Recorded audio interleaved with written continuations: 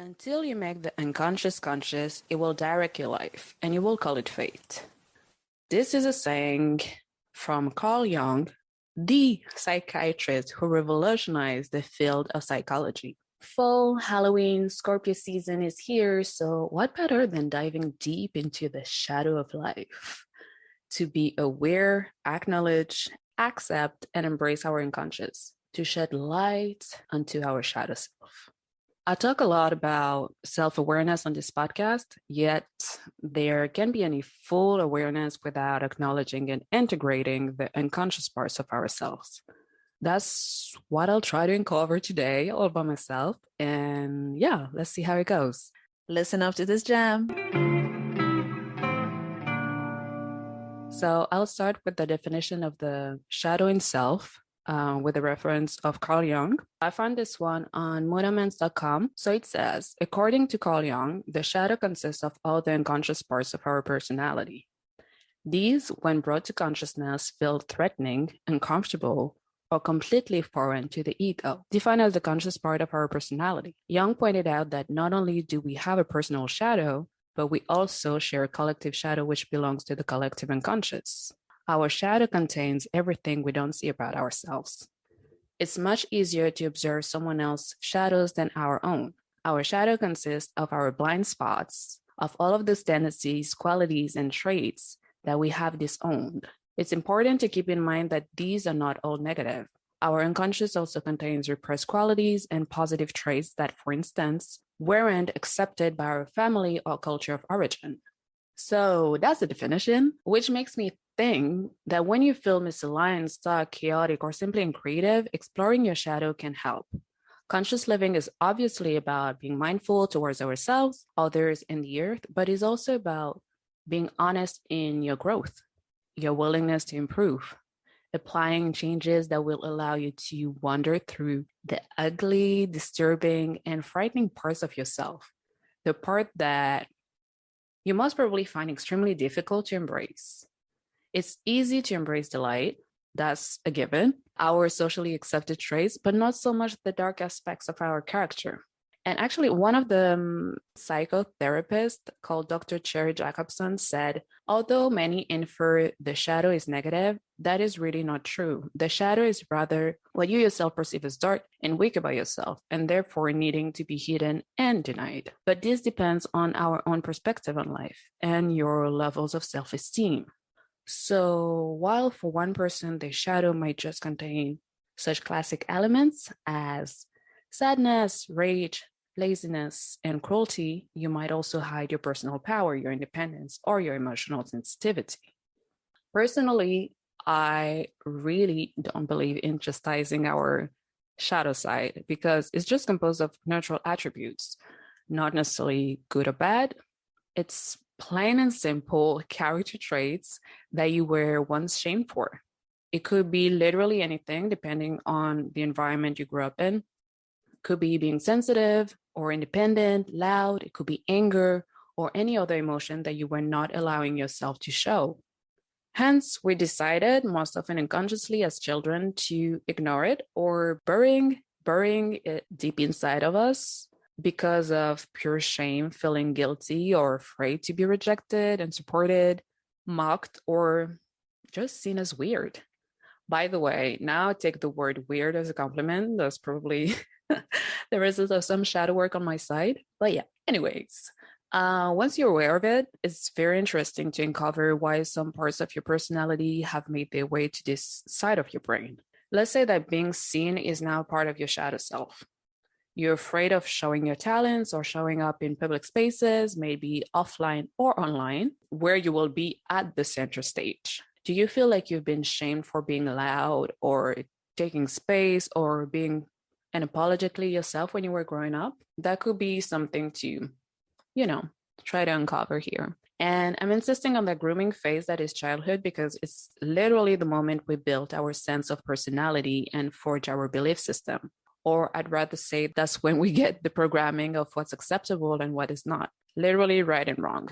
By our environment, family, school, friends, and the media you grew up watching. It's very much rooted, which requires of us a strong conscious effort to face it and deal with it, even though difficulties arise from that process.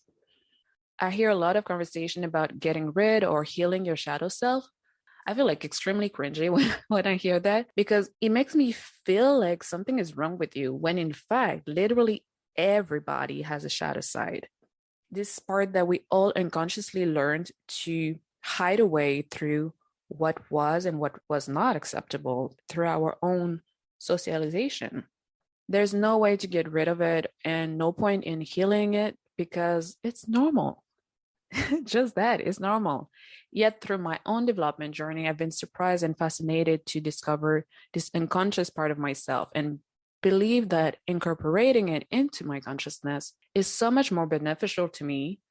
I even say probably much healthier for my mental health rather than suppressing these parts of who I am instead of accepting them and working the best way with them.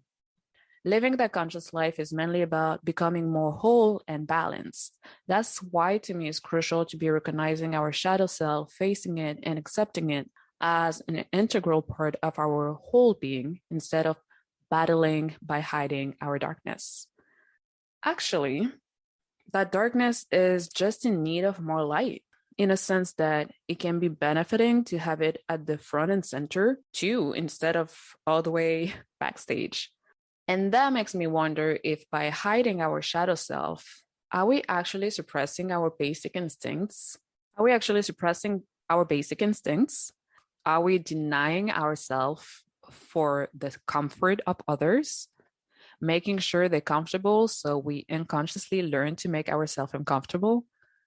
Are we fragmenting ourselves instead of being whole and grounded to be accepted by others? Yeah, many questions. Accepting some air quote unacceptable parts of our nature by rejecting, shaming, and ignoring parts that end up never becoming adequately integrated in our conscious minds is a big leap. It's a real big leap. And when we really think about it, who gets to decide what's acceptable and what is not? Like, seriously, though. From one place to the other, from one family to the other, and even from one culture to the other, this good and bad dichotomy is really not universal. It's very much arbitrary. In one country, confidence is an asset and acclaimed, when in another country, it is despised as humility and a quiet demeanor are what is praised. In many parts of the world, if not all part of the world, I don't know, I haven't been everywhere, but I think for the majority, there's a huge nonverbal rule or just an emphasis on trying to putting us in a mold. In the same mold, I would even say, putting us in the same mold when we all different and unique. So how are we supposed to fit in the same mold? Why do we have to act like we're all the same?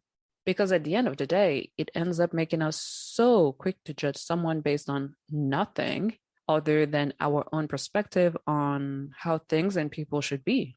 On that, let me share a scientific fact retrieved from Forbes magazine about first impressions. Apparently, that's what they say, within the first 7 seconds of meeting, people will have a solid impression of who you are.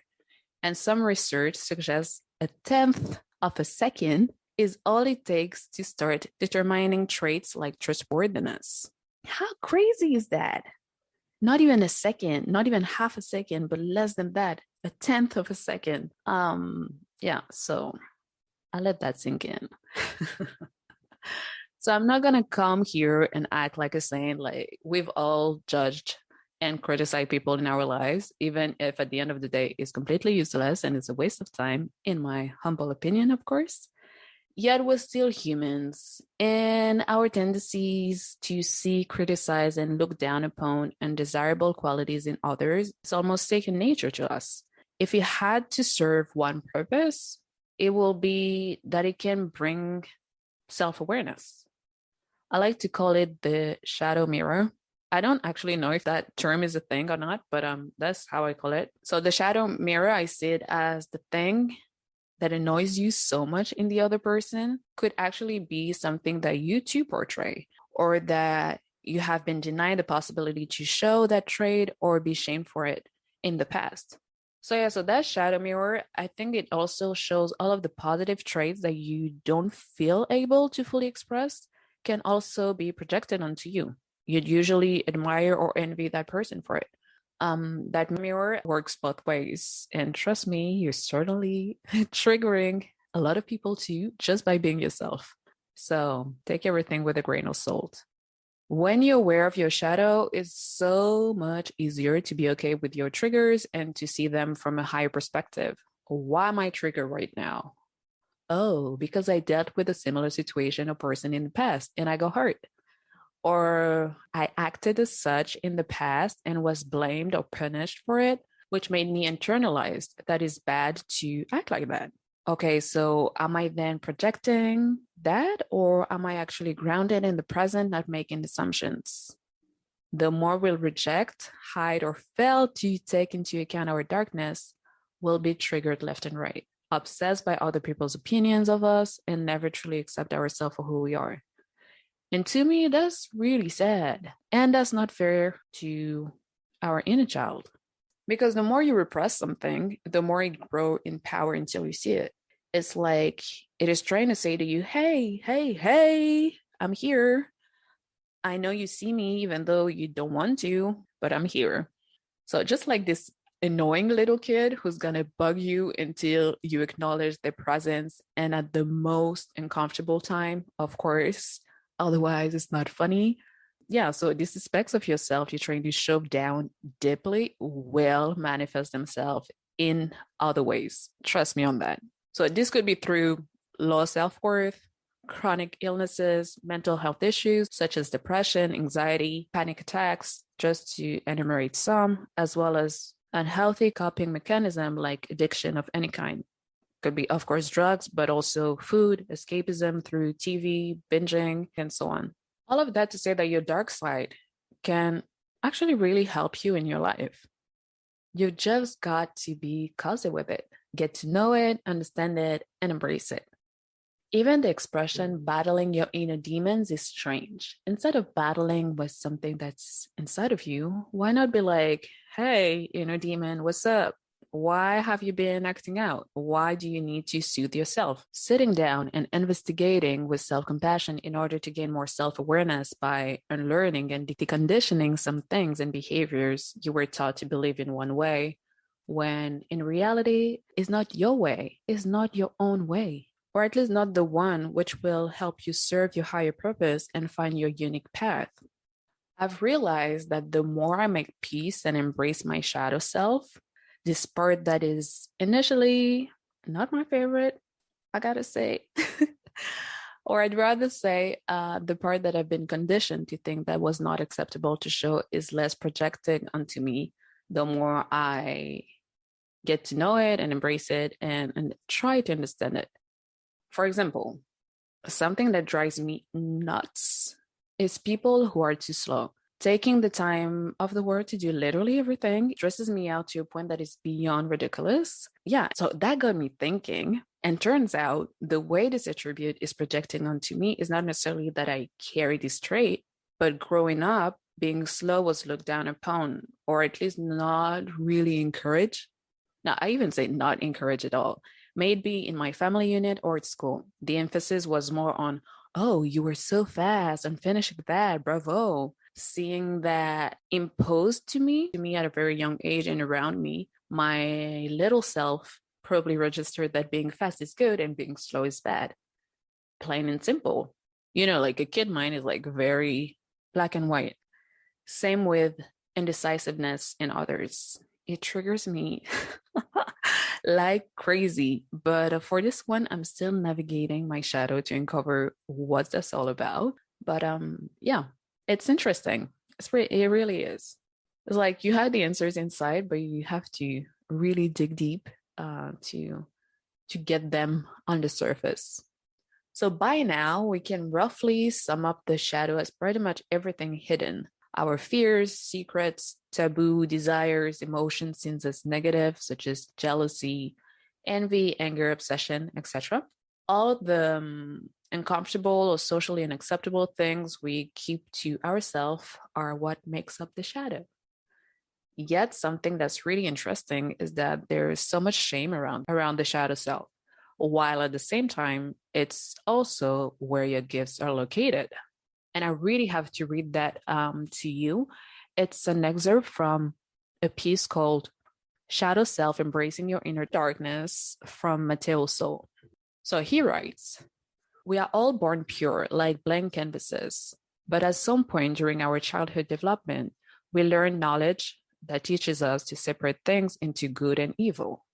The moment we eat from this tree of knowledge, our shadows are born and we begin to divide ourselves into multiple parts. Furthermore, in our cultural socialization process, we begin to sort out those traits within us that are acceptable to society, called the persona, and those traits that are unacceptable, which are later hidden away, called the shadow.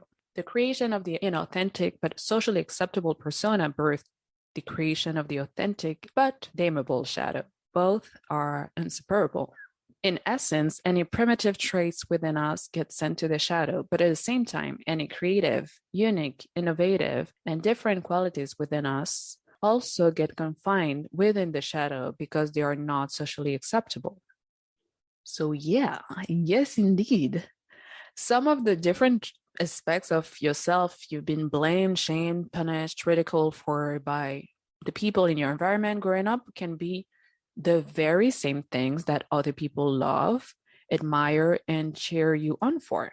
Once again, the way we judge and criticize people is very much arbitrary, coming from our own conditioning and our own life experiences rather than from an objective lens. And by hiding these parts of you or not coming to terms with them, you're also hiding your natural gifts and talents. I'm going to be harsh here, but you're robbing yourself from tapping into the infinity and limitless potential of your being. I'm an idealist at heart, very much optimistic and creative, but I know that growing up, especially at school, I've been mocked for it, scolding me to live in La La Land. When I think about it now, it's super funny, but at the time it was not. It was considered dumb and naive to be this way. And my intellect and seriousness were praised instead. So throughout the years, I've become more cynical, I would say, extremely serious and responsible, studies and work focused, incredibly pragmatic and structured to the point of becoming a huge perfectionist. Still a work in progress, still on it. But to be honest, it also served me a lot career-wise. I'm not gonna lie. However, I was not too comfortable in showing my spiritual side, more laid back and going with the flow. I wasn't using my creativity at all anymore, and sarcasm was my second language. It still is, but but a much lighter version than before. I guess that's why I ended up in law for the longest time. No shade, but you cannot do more analytical, pragmatic, and uncreative than this field, I think. I don't know all of the fields, but I think it's like on the top of the list. Yeah. But after some deep shadow work on that specific aspect, I now manage to balance both, at least much better than before, and not shame myself for being a creative, an idealist, and believing that good things always happen. Looking at the brighter side, that's okay. That's not being naive. Like, you just have to balance it out. That's all. Using my imagination to create random stuff, always finding a positive aspect in any situation really helped me personally. And I know that some people actually admire this quality in me. And when talking to them, sharing my perspective always bring them hope and a ray of sunshine. So I'm not hiding it anymore. Combining my shadow with my light made me transform it from a dreamy utopian to one that know how to think strategically with a structured plan about my goals and dreams to materialize them in the physical realm. I've become a rational dreamer. That's a huge power, especially in a society where most people give up on their goals and dreams just because they don't have the structure or plan to get there. And that gift, that specific gift that I was hiding, became the strongest quality in my present profession as a brand strategist for conscious living companies and organizations. I'm literally bringing clarity in people's ideas and visions with a solid structure, yet with creativity and style. That is the best of both worlds for me. And sometimes I'm like, how on earth did I think about that? Or how did I just manage to create something neat and beautiful out of a confusing jumble of ideas? It just comes so naturally that most of the time I'm so surprised. It's just that all of these traits were already inside of me. I was just not tapping into them and used to look down upon them, being ashamed of them. And I even say, like, with this podcast, like just thinking about themes and researching and like writing about them and talking about them out of my mind. And I don't know, it's just like it's such a drastic difference from who I used to be. But yeah, sometimes like pretty impressive. And all I had to do was just like to tap into it. So yeah, tap into your own magic and make wonders is not about seeing your darkness as negative or transforming it into light, but alchemizing it in a way that will positively work for you, enhance and improve your character and your life. I'm actually going to do a second part of this episode next month, focus on how to use shadow work to regain freedom and wholeness in order to live authentically. Because yes, shadow work is hard, it's long, challenging, and completely unsexy, but it's one thing that is incredibly rewarding in the long term. Until then, I hope you enjoyed this episode and that you're ready to do the work. Talk to you soon. Conscious Matters is a self-produced podcast. If you enjoyed this episode, please leave a review and or donate. 5 stars always preferred. Your support will help to keep on raising the collective consciousness together. Talk to you soon.